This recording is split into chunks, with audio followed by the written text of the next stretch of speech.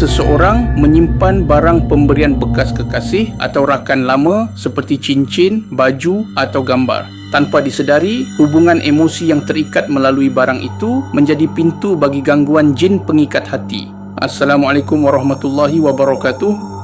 Ramai tidak sedar bahawa setiap barang yang kita simpan mempunyai energi tersendiri. Ada yang membawa kenangan, ada yang membawa keberkatan. Namun, ada juga yang membawa gangguan. Dalam pengalaman rawatan di Pusat Rawatan Al-Qayyum, banyak kes gangguan jin dan sihir berpunca daripada barang-barang lama yang disimpan tanpa disedari asal-usulnya. Ada pesakit yang menyimpan cincin pusaka dari nenek moyang, kononnya sebagai kenangan. Ada yang mengekalkan patung hiasan lama, alat muzik lama atau kain batik pemberian orang tanpa mengetahui sejarahnya. Tidak kurang juga yang menyimpan barang antik hasil belian di pasar karat kerana kelihatan cantik dan eksotik. Hakikatnya, banyak daripada barang seperti itu sudah menjadi tempat tinggal jin atau dijampi oleh pemilik asalnya. Dalam satu kes di Rawang, seorang lelaki kerap diganggu mimpi ngeri setiap malam. Rumahnya selalu berbau wangi aneh menjelang waktu maghrib. Setelah rawatan dijalankan, rupanya gangguan berpunca daripada sebilah keris kecil yang diwarisi daripada datuknya. Keris itu diletakkan di almari ruang tamu sebagai hiasan. Namun keris itulah rumah kepada jin yang telah terikat selama berpuluh-puluh tahun dengan keturunan mereka.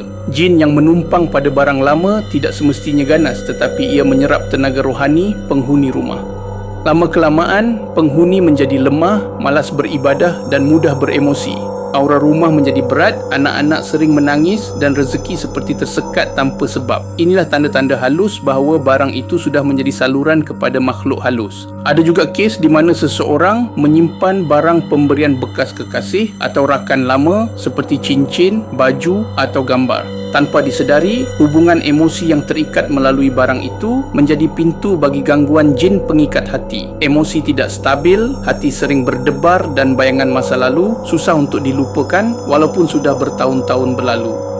Berhati-hatilah dengan barang lama yang tidak jelas asal-usulnya. Jika anda tidak pasti dari mana datangnya sesuatu benda, siapa pemilik asalnya atau mengapa anda masih menyimpannya, sebaiknya serahkan kepada perawat bertauliah untuk diperiksa atau dibersihkan. Jangan sesekali membakar atau membuangnya di tempat terbuka tanpa ruqyah kerana jin yang terikat padanya boleh berpindah kepada anda. Rumah yang bersih bukan sekadar bersih dari habuk, tetapi bersih dari energi lama yang membawa beban rohani. Buanglah barang yang tidak perlu, gantikan dengan bacaan Al-Quran dan solat berjemaah. Semakin bersih ruang anda, semakin tentram jiwa yang tinggal di dalamnya. Ingatlah, jin tidak memerlukan jemputan untuk datang. Cukup dengan satu barang yang dibiarkan tanpa penjagaan, mereka akan menjadikannya pintu masuk. Sila hubungi kami untuk rawatan lanjut. Rawatan dan terapi Al-Quran sejak 1993, Pusat Rawatan Al-Qayyum, Cahaya Kesejahteraan Hidup.